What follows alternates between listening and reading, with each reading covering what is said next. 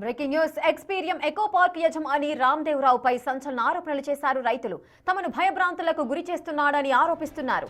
రంగారెడ్డి జిల్లా పొద్దుటూరు రెవెన్యూ గ్రామ పరిధిలోని సర్వే నెంబర్ 305లో తమకు ఉన్న ఎకరం 20 గుంటల భూమిని ఎక్స్పీరియం పార్క్ యజమాని రామ్దేవరావుకు 5 ఏళ్ల కాలానికి లీజుకిచ్చామని, డబ్బులు ఇవ్వమని అడిగితే గన్తో బెదిరిస్తున్నారని వాపోతున్నారు రైతులు.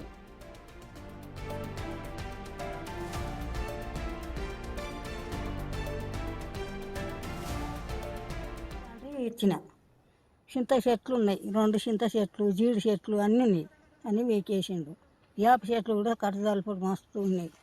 అవి ఏమనకండి, నీవు అడుగుతున్నావు కదా సారు, బొమ్మలు చెక్కుంటా అంటున్నావు, నీకు 5 ఏళ్ళ వరకు ఇస్తాము అట అన్న. అన్నాక ఇక మాకు పైసలు ఏమీ లేదు, రేపు రాపో అటన్నా అంటే సరే అన్న.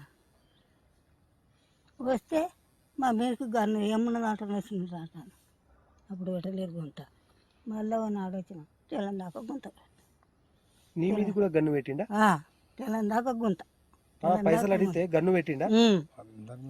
ఇక నా చేనులో నీవు ఎవరు నా చేనులో పెట్టిన కాదు నేను ఎవరివే నువ్వు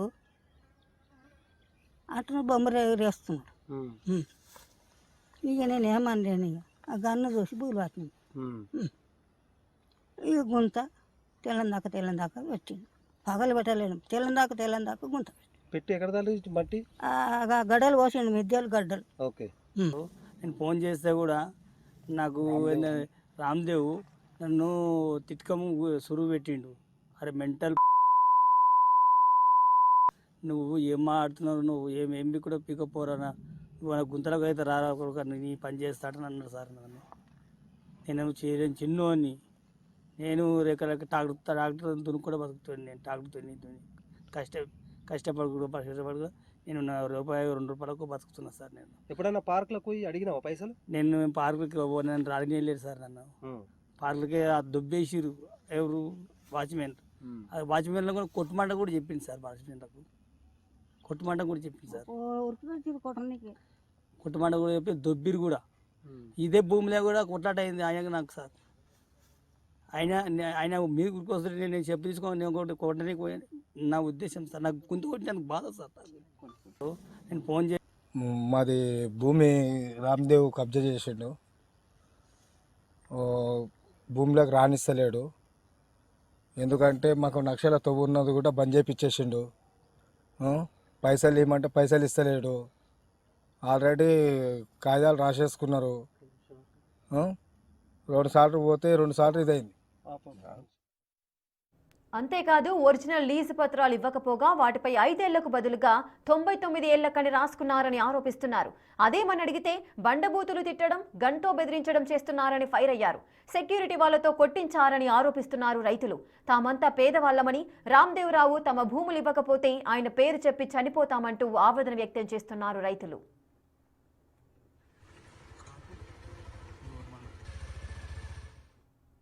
పూర్తి డీటెయిల్స్ మా ప్రతినిధి అనిల్ అందిస్తారు. అనిల్, మరి రామ్దేవ్ పైన పోలీసులకు ఫిర్యాదు చేయడం ఏదైనా జరిగిందా? ఏదైనా యాక్షన్స్ తీసుకునే అవకాశాలున్నాయా?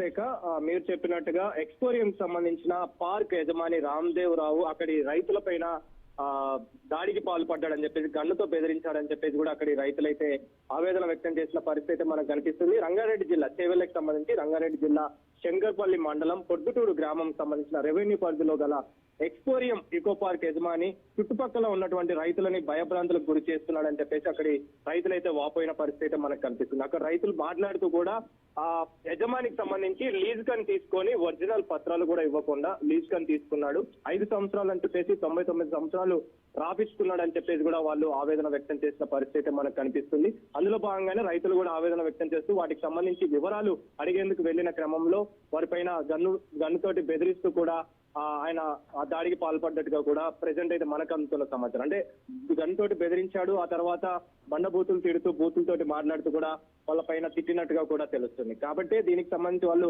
ఆవేదన వ్యక్తం చేసిన పరిస్థితి. లీజుకు మాత్రమే ఇచ్చాము, లీజు విషయంలో అక్కడ బండరాళ్లు వేసుకునేందుకు కావచ్చు, అదే విధంగా దానికి సంబంధించిన ఏర్పాట్ల కోసమే లీజ్ కు తీసుకున్నట్టుగా కూడా ఆయన ఒప్పందం కుదుర్చుకున్నాడు. ఒప్పందం ఎప్పుడైతే కుదుర్చుకున్నాడో 5 సంవత్సరాలు మాత్రమే అని చెప్పి ఆ తర్వాత 99 సంవత్సరాల వరకు కూడా రాయించుకున్నట్టుగా దానికి సంబంధించిన ఒరిజినల్ పత్రాలు కూడా అతను రైతులకి ఇవ్వలేదు అన్నట్టు కూడా వాళ్ళు వాపోతున్న పరిస్థితి అయితే మనకు కనిపిస్తుంది. అడగడానికి పార్కులోకి వెళ్లిన క్రమంలో సెక్యూరిటీ తోటి కొట్టించాడు, అదే విధంగా అతను కూడా మా పైన గన్ తోటి బెదిరించాడని చెప్పేసి కూడా మాట్లాడడం జరిగింది. అంతేకాకుండా ఫోన్ కి సంబంధించి ఫోన్ చేసి అడిగినా కూడా బండబూతులు తిడుతూ మాట్లాడాడని చెప్పేసి కొన్ని ఫోన్ నెంబర్లు అయితే వాళ్ళకి సంబంధించిన రైతులకు సంబంధించిన ఫోన్ నెంబర్ల విషయంలో ఆ లిస్ట్ కి సంబంధించి బ్లాక్ లిస్ట్ లో పెట్టారని కూడా రైతులు ఆవేదన వ్యక్తం చేస్తున్న పరిస్థితి కనిపిస్తుంది. రైతులు చెప్తున్నది ఒకటే, మేము చాలా పేదవారం, లీజ్ కోసం అని చెప్తేనే మేము డబ్బులుగా వస్తాయన్న దాని ఉద్దేశంతో సంపాదించుకోవచ్చన్న ఉద్దేశంతో మేము లీజ్ అని చెప్పేసి పొలాలు ఇస్తే ఇప్పుడు ఆ పొలాల విషయంలో, ఆ స్థలాల విషయంలో అతను మమ్మల్ని బెదిరిస్తున్నాడని చెప్పేసి, గన్నుతో బెదిరిస్తున్నాడని చెప్పేసి కూడా వాళ్ళు ఆవేదన వ్యక్తం చేస్తున్న పరిస్థితి మనకు కనిపిస్తుంది. ప్రజెంట్ రామ్దేవ్ కి సంబంధించి ఆగడాలకి అడ్డు అదుపు లేదని చెప్పేసి ఇప్పటికే ప్రభుత్వ భూమిని వారికి కూడా ఆయన ఆక్రమించుకున్నాడని చెప్పేసి కూడా రైతులు తెలుపుతున్న పరిస్థితి మనకు కనిపిస్తుంది. కాబట్టి ఓవరాల్ గా రామ్దేవ్ కి సంబంధించి ఆ ఇకో పార్క్ ఏదైతే ఉందో ఆ ఇకో పార్క్ విషయంలో ఎక్స్పోరియం ఏర్పాటు చేసేందుకు గాను రైతుల దగ్గర నుంచి లీజ్ కోసం అని చెప్పేసి అక్కడ రైతుల దగ్గర నుంచి భూమిని అయితే తీసుకోవడం జరిగింది. తీసుకున్న అనంతరం ఈ విధంగా వ్యవహరిస్తున్నాడని చెప్పేసి కూడా రైతులు ఆవేదన వ్యక్తం చేస్తున్న పరిస్థితి మనకు కనిపిస్తుంది. కాబట్టి మరి ఈ విషయంలో ప్రెజెంట్ అయితే రైతులు పోలీసులకు కూడా ఆశ్రయించే అవకాశం మనకు కనిపిస్తుంది. ఆశ్రయిస్తే దానికి సంబంధించి పోలీసులు ఏ విధంగా దీనికి సంబంధించి చర్యలు తీసుకుంటారనేది మాత్రం తెలియాల్సి ఉంది. Rekha. Right, thank you Anil, thanks.